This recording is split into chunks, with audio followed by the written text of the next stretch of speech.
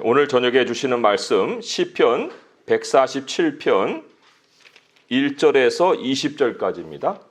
시편 147편 1절에서 20절까지 말씀 함께 읽겠습니다. 할렐루야. 우리 하나님을 찬양하는 일이 선하며 찬송하는 일이 아름답고 마땅하도다. 여호와께서 예루살렘을 세우시며 이스라엘의 흩어진 자들을 모으시며 상심한 자들을 고치시며 그들의 상처를 쌓아매시는도다. 그가 별들의 수요를 세시고 그것들을 다 이름대로 부르시는도다. 우리 주는 위대하시며 능력이 많으시며 그의 지혜가 무궁하시도다. 여호와께서 겸손한 자들을 붙드시고 악인들은 땅에 엎드러뜨리시는도다. 감사함으로 여호와께 노래하며 수금으로 하나님께 찬양할지어다. 그가 구름으로 하늘을 덮으시며 땅을 위하여 비를 준비하시며 산에 풀이 자라게 하시며 들짐승과 우는 까마귀 새끼에게 먹을 것을 주시는도다. 여호와는 말의 힘이 세다 하여 기뻐하지 아니하시며 사람의 다리가 억세다 하여 기뻐하지 아니하시고 여호와는 자기를 경외하는 자들과 그의 인자하심을 바라는 자들을 기뻐하시는도다. 예루살렘아 여호와를 찬송할지어다. 시온아 내 하나님을 찬양할지어다.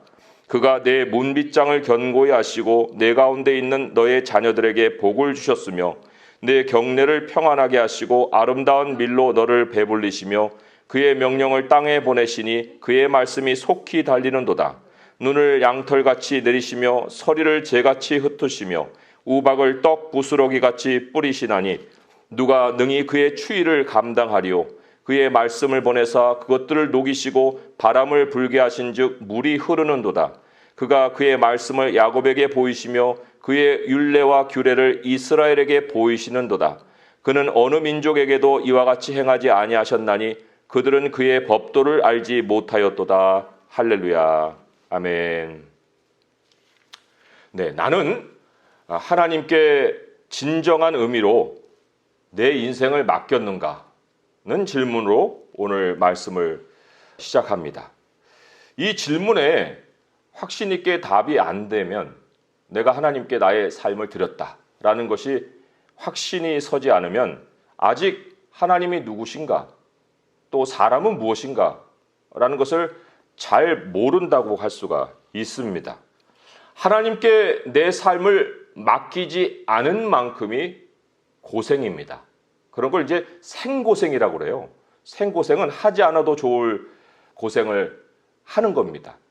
하나님께 내가 딱 맡기면 평안하게 살아갈 수 있는데 그러지 못해서 겪는 모든 것은 생고생이다. 오늘 본문 가운데 누군가에게는 매우 충격적으로 다가올 수 있는 말씀이 있어요. 4절의 말씀 한번 제가 읽어드립니다. 그가 별들의 수요를 세시고 그것들을 다 이름대로 부르시는도다. 우리가 인생을 맡길 수 있는 하나님이신데 별을 다 세시고 그것을 이름으로 부르신다고 그랬어요. 별의 수가 얼마나 될 것 같습니까? 제가 찾아보니까 7 곱하기 10의 22승이에요. 그것을 수로 나타내면 700해 개입니다. 700해. 해라는 말을 우리 잘 안 쓰죠?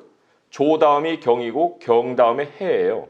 그러니까 9999조가 1경이고 9999경이 1해인데 별의 수는 700해 개라는 거예요.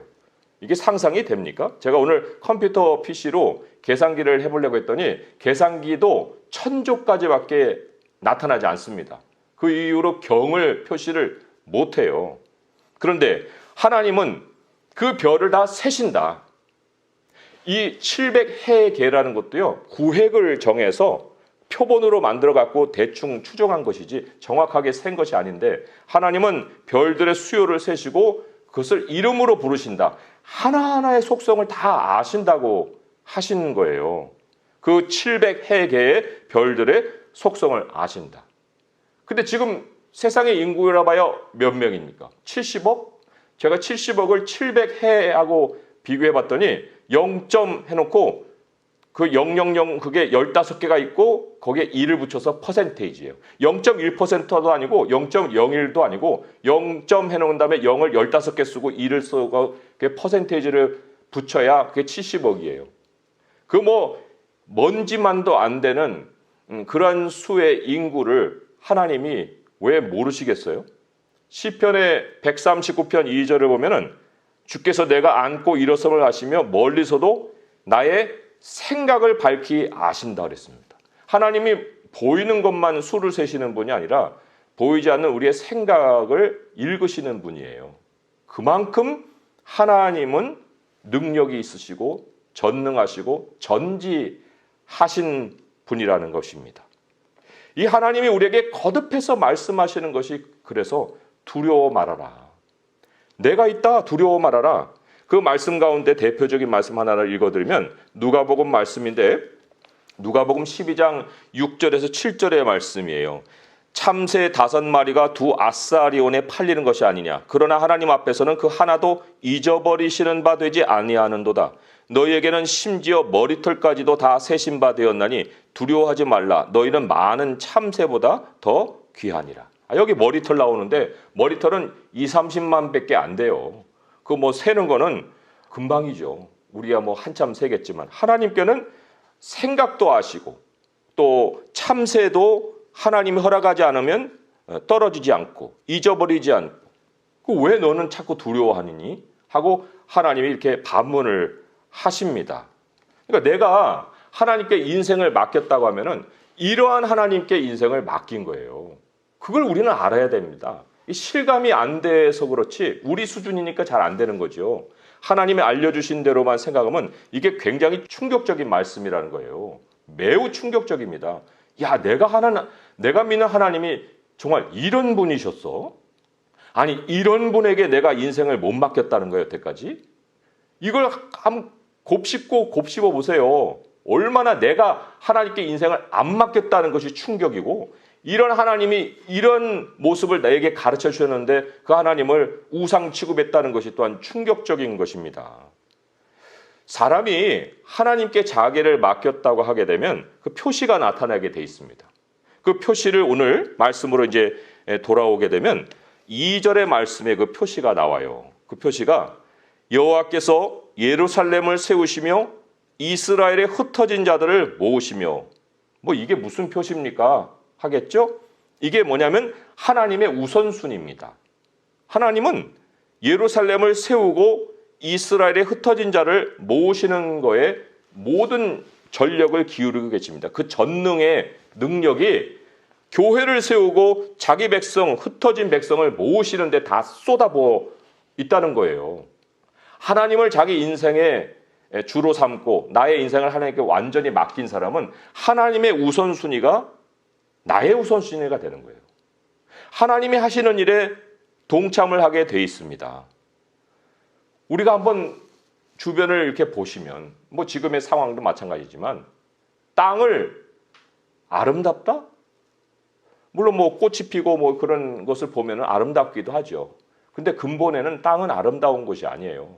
우리하고 비협조적입니다. 하나님이 살 환경이 하나님이 저주를 받아서 그게 우리에게 그 소산을 내지를 않아요.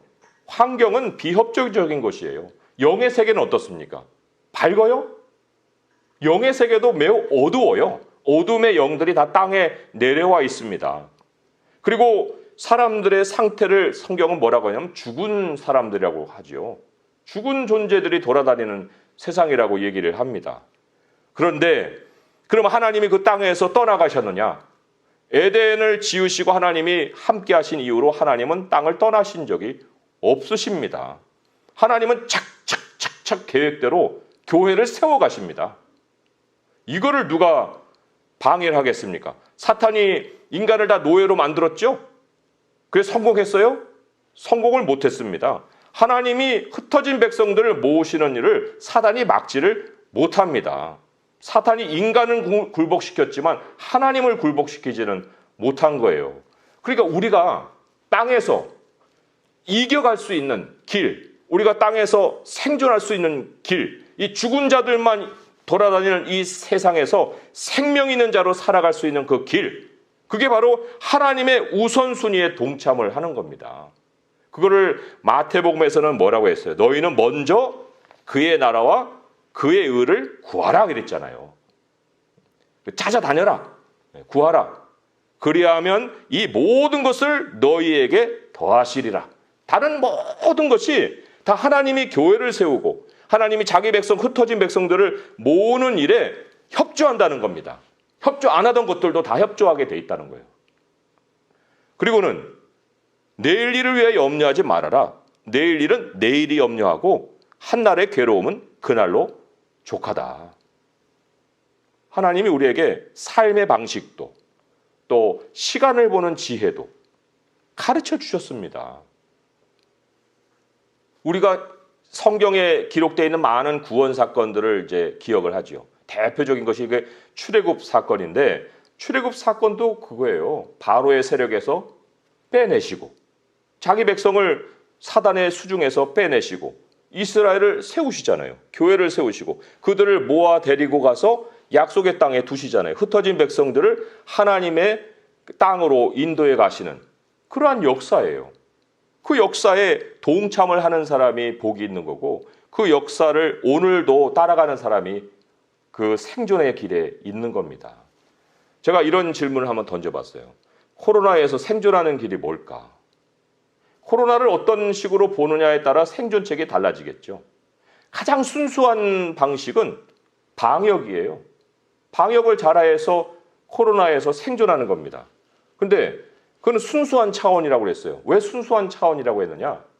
과연 정치인들도 코로나를 방역으로 볼까요? 코로나의 생존책을 방역으로 볼까요? 정치인들이? 또 사업가들은 어떻겠습니까? 헤지펀드 같은 매니저들, 큰 돈을 굴리는 사람들, 그런 사람들이 코로나의 생존책이 방역이라고 생각하겠어요? 아니면 다른 기회로 생각하겠습니까?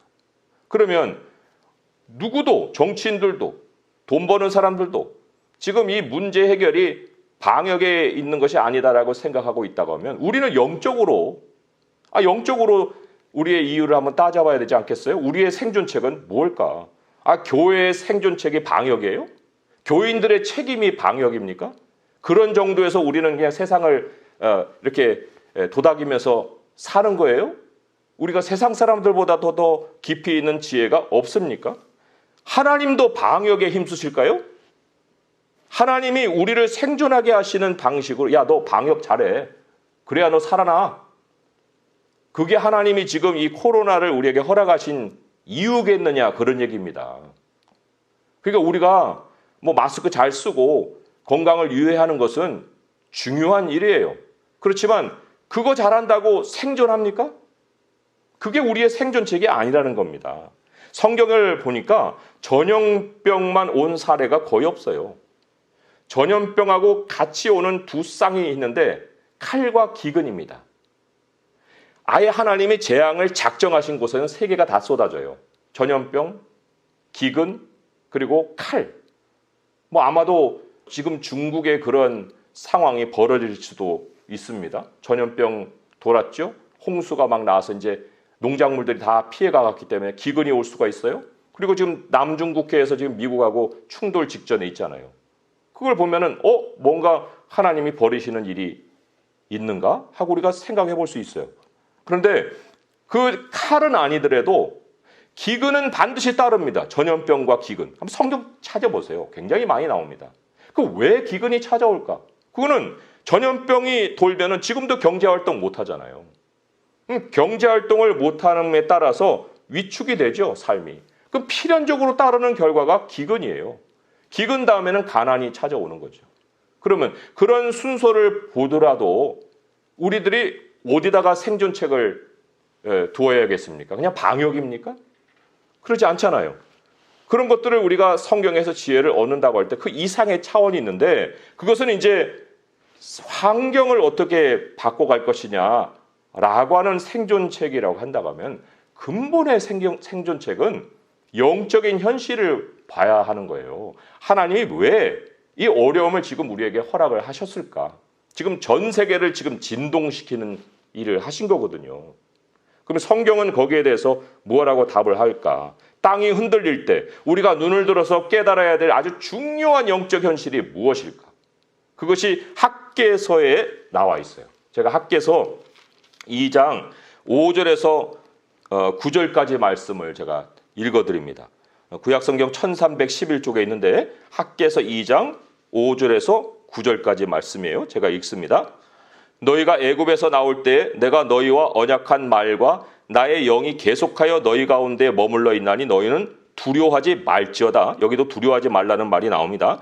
만군의 여호와가 이같이 말하노라. 조금 있으면 내가 하늘과 땅과 바다와 육지를 진동시킬 것이요 또한 모든 나라를 진동시킬 것이며 모든 나라의 보배가 이르리니 내가 이 성전의 영광이 충만하게 하리라. 만군의 여호와의 말이니라. 은도 내 것이요 금도 내 것이니라. 만군의 여호와의 말이니라.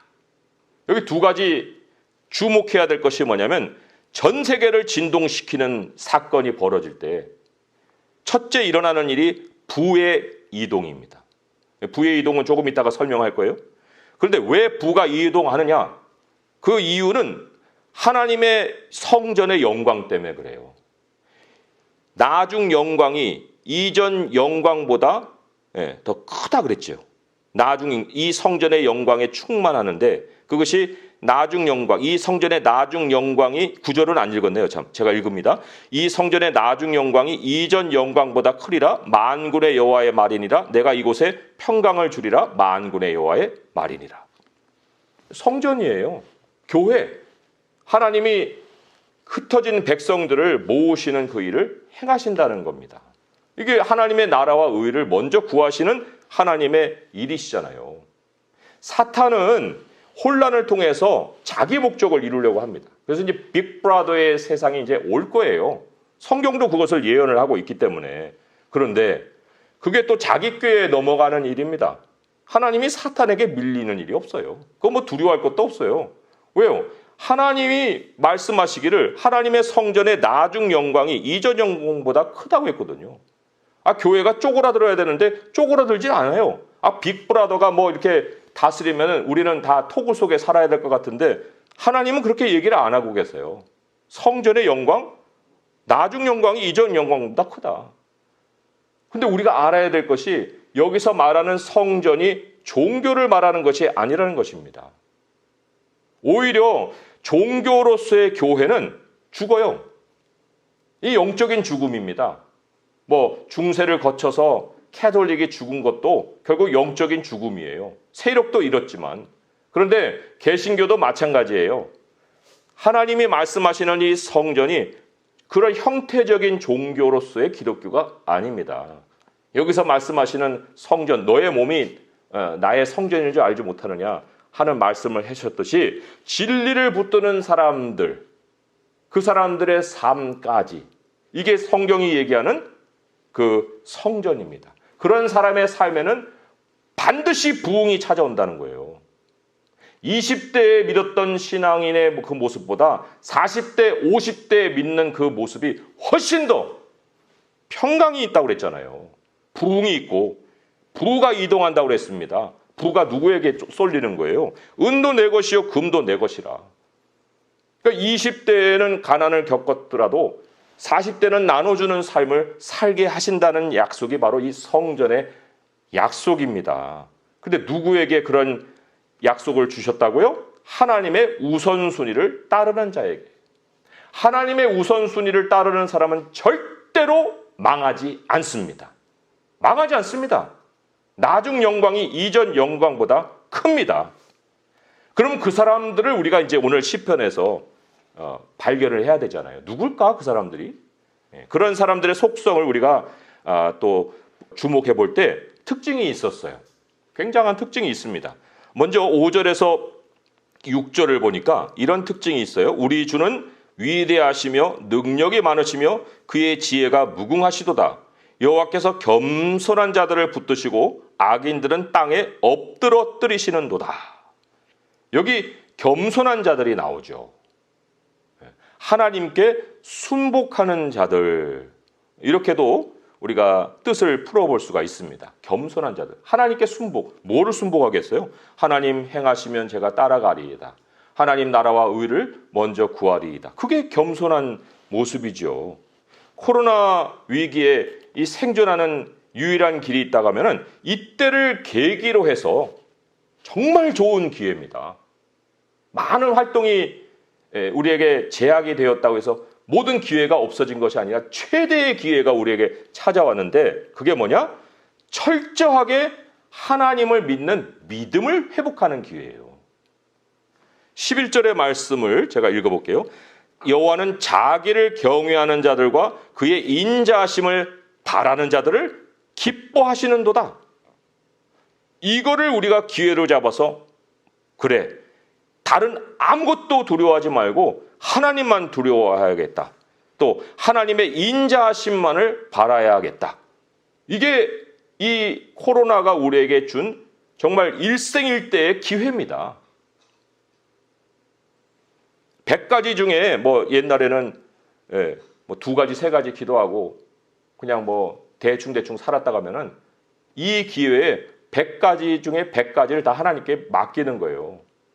맡겨서 하나님이 어떻게 그 기도에 응답하시는가 하는 것을 우리가 체험하는 겁니다. 말씀의 약속 그대로. 왜 선교지 가게 되면 우리가 평소에 우리 사회에서 겪지 못했던 그런 일들이 막 일어난다고 하잖아요. 그런 능력과 기사와 표적과 바울도 말과 행위로 전했지만 거기에 표적과 기사가 따르고 성령의 능력이 따랐다고 했어요.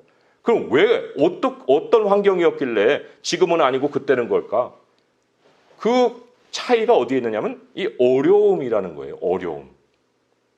우리가 기근을 아까 말씀을 드렸는데 기근을 대처하는 방식 우리가 지금까지 뭐 알고 있는 상식으로는 쌀가마니 많이 쌓으면 되죠. 저축을 많이 해놓으면 되죠. 그런데 정말 어려울 때 하나님이 주시는 그 기근에 대한 생존책 오병이어라는 거예요. 오병이어는 그거 성경에만 일어나지 뭐 지금 무슨 그런 일이 있겠습니까? 그렇습니까? 성경을 우리는 그렇게 선별적으로 읽어요? 하나님이 기근에 대해서 주실 수 있는 생존책 중에 하나가 오병이어예요. 그러한 일이 우리에게 일어납니다.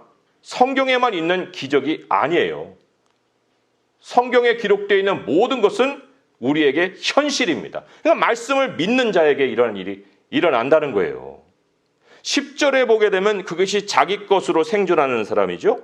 여호와는 말의 힘이 세다하여 기뻐하지 아니하시며 사람의 다리가 억세다하여 기뻐하지 아니하신다. 자기 것이 아주 힘있게 뭔가 있는 사람 하나님 기뻐하지 않으세요. 그런데 반대로 8절에서 9절의 말씀을 보게 되면 그가 구름으로 하늘을 덮으시며 땅을 위하여 비를 준비하시며 산에 풀이 자라게 하시며 들짐승과 우는 까마귀 새끼에게 먹을 것을 주시는도다. 이 짐승들이 뭘 준비했겠어요? 까마귀 새끼가 뭐를 무슨 저축을 합니까? 이거는 완전히 100% 하나님께만 의지하는 존재를 보여준 거예요. 그런데 하나님이 대자연을 움직여서 우는 까마귀 새끼에게 먹을 것을 주십니다. 여기에 아이러니가 있는 거예요. 그 아이러니가 뭐냐? 어려울 때 자기가 약할수록 생존한다는 거예요. 어려울 때. 물론 약한 것만 갖고는 안 되고 그 약함을 하나님께 가지고 가는 것이지만 어쨌든 우리의 모습이 약할수록 하나님의 도우심을 얻는다. 이 어려움에 아까 학계에서 읽었잖아요. 부가 이동한다고요. 부의 대이동. 그것이 2가지 차원으로 일어납니다. 부의 대이동이라는 게 하나는 한 부류는 사탄의 완전 노예가 돼버려요. 왜냐? 빚을 지거든요. 말의 힘이 세고 또 사람의 다리가 억센 것처럼 모든 생존을 돈에다 거는 거예요. 지금 뉴스를 보니까 자영업자들이 빚에 의지해가지고 생존을 해나간대요. 그래서 2분기에 얻은 빚만 64조랍니다. 64조. 다 자기 먹고 사는 거에 쓴 거예요. 그러면 쓰면 없어져요, 빚이? 그럼 나중에 다 갚아야 되는 거예요. 그러니까 이 어려울 때 빚을 땡겼으면은 이제 어려움이 지나가고 나면 완전 노예로 전락해 버리는 거예요. 그런데 2번째 부류의 사람이 있습니다. 그 2번째 부류의 사람이 누구예요? 하나님을 철저하게 체험하는 사람이에요. 어려움 속에서 하나님의 부요하심을 체험하는 사람입니다. 하나님이 그렇게 채워 주십니다. 왜요? 하나님이 우는 까마귀도 먹이셨는데 이 어려움을 하나님께 맡기는 사람, 그 부류를 아까 겸손한 자만 보았지만 조금 더 범위를 넓히면은 3절에 보게 되면 상심한 자들, 또 상처가 있는 사람들도 얘기하죠. 아까 6절에 겸손한 자는 소개를 했고요. 또 9절에 보게 되면 우는 까마귀 새끼, 매우 연약한 사람이에요. 10절에 여기 반대로 하게 되면 힘도 없고 다리가 억세지도 않고, 그리고 19절의 말씀에 지난 시편하고 한번 연결해서 생각해 보세요. 야곱이 나와요. 야곱. 그죠? 야곱에게 보이셨다 하는 것처럼. 야곱이 누구라고 했어요? 하나님부터 확보하고 사는 사람이라고 했잖아요. 그런 사람에게는 하나님이 부를 이동시키신다는 겁니다. 100이면 99이 노예로 전락할 때 한 사람은 하나님이 부유하게 하신다는 거예요. 그 사람이 바로 우리들이어야 되고 하나님의 백성이어야 하는 거예요. 하나님이 그렇게 자기를 의지할 수 있도록 그 환난에서 지키시는 방식이 또 있습니다. 우리가 그냥 하나님 매달려서 이렇게 우리의 노력으로 믿음을 지켜가게 하지 않으시고 하나님의 환난에서 자기 백성을 지키시는 방법이 있다는 거예요. 그것이 19절에서 20절의 말씀인데 제가 읽어볼게요. 그가 그의 말씀을 야곱에게 보이시며 그의 율례와 규례를 이스라엘에게 보이시는도다. 그는 어느 민족에게도 이와 같이 행하지 아니하셨나니 그들은 그의 법도를 알지 못하였도다. 할렐루야. 아주 소수의 사람에게, 야곱에게, 약한 사람에게 하나님이 해주시는 일이 있는데 말씀을 보여주신다고 하시죠. 말씀을 보여주신다? 아니, 말씀을 보여주신다는 것이 무슨 뜻일까? 이것도 궁금하죠. 그래서 그 의미를 가르친 게 바로 이 15절부터 18절까지 말씀이에요. 거기에 보게 되면 15절에서 17절은 감당할 수 없는 추위가 닥쳐옵니다. 이게 이제 어려움이에요. 근데 그 추위가 닥친 이유가 어디 있는가 봤더니 15절에 그의 명령을 땅에 보내셔서 그랬어요. 말씀이 막 달려다니니까 막 눈도 내리고 서리도 내리고 우박도 내리고 엄청 추워져요. 이 추위를 감당을 못한다고 그랬어요. 그런데 그것만이 있는 게 아니에요. 18절에 보니까 그의 말씀을 또 보내세요. 그래갖고 봄이 찾아옵니다. 물이 녹아요. 회복이 있는 거예요. 자, 감당할 수 없는 어려움의 원인도 말씀이고 또 이 봄과 같은 회복이 찾아오는 거의 원인도 말씀이에요. 말씀이 사명자로 역사를 합니다. 그러니까 말씀 안에는 추위도 있고 봄도 있고 죽음도 있고 생명도 있고 저주도 있고 복도 있는 거예요. 말씀이 달려다닌다고 했기 때문에 그건 길을 남깁니다. 길을 남겨요. 성경이 길로 가득합니다. 이 말씀이 달려온 역사예요. 하나님의 말씀을 보이신다 하는 것이 무슨 뜻인가? 그것은 바로 하나님이 우리에게 보여주신 바 생명과 사망의 길이라는 거예요. 생명과 사망의 길. 그 하나님이 보여주신 길을 우리가 알게 됨으로 인해서 우리에게 생겨나는 큰 변화가 있습니다. 이게 진짜 복이죠. 어떤 복이 있느냐? 그 복이 13절, 14절에 이렇게 기록이 되어 있어요. 그가 너의 문빗장을 견고히 하시고 내 가운데 있는 너의 자녀들에게 복을 주셨으며 내 경내를 평안하게 하시고 아름다운 밀로 너를 배벌리셨다. 여기 주목할 말이 뭐냐면 문빗장이 있고 경내라는 말이 있어요. 경내라는 건 이제 경계선 안 이런 뜻입니다. 문빗장과 경내. 이게 왜 생겼겠어요? 이게 생길 수밖에 없어요. 하나님이 주신 말씀을 잘 보게 되면 그 안에서 생명과 사망이 보이거든요. 줄이 딱 그어지는 거예요. 야, 여기를 넘어가면 안 되겠구나. 이 안에서 살아야겠구나. 그 문빗장이 딱 견고하게 채워지는 겁니다. 거기를 넘어가지 않아요. 그 안에서 삽니다. 그 안에서 사는 사람에게 하나님이 주시는 복의 내용이 두 가지였죠. 하나는 자녀의 복이었어요. 네. 네 가운데 있는 너의 자녀들에게 복을 주신, 이게 장래를 약속하시는 거예요. 또 자녀만 아니라 평안을 주신다고 그랬어요. 내 경내에 평안하게 하시고 아름다운 밀로 너를 배불리신다. 이게 양식이잖아요. 장래도 있고 양식도 있고 하나님의 나라에 동참하는 사람에게 말씀을 통해서 길을 보여주시고 경례를 그어주시고 그 안에서 문빗장으로 딱 걸고 사는 사람에게 하나님은 장례도 주시고 양식도 주신다. 우리 성도님들 이 말씀을 믿습니까?